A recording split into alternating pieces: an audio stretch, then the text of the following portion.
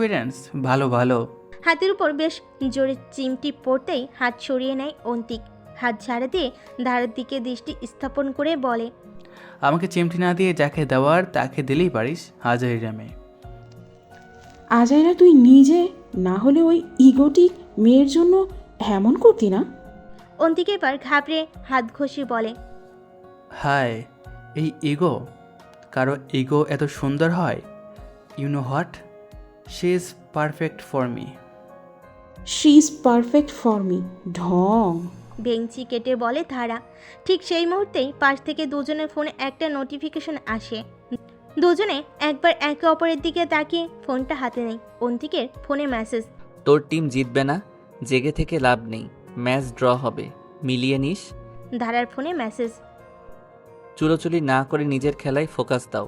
Training miss দিয়ে অন্য টিমের খেলা দেখছো, তাও যার সাপোর্টার নও তার।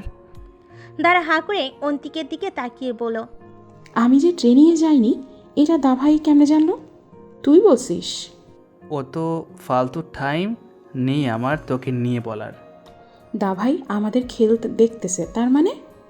কথাটা বলেই দুজন দরজার উপরে থাকা সিসিটিভি ক্যামেরার দিকে তাকালো।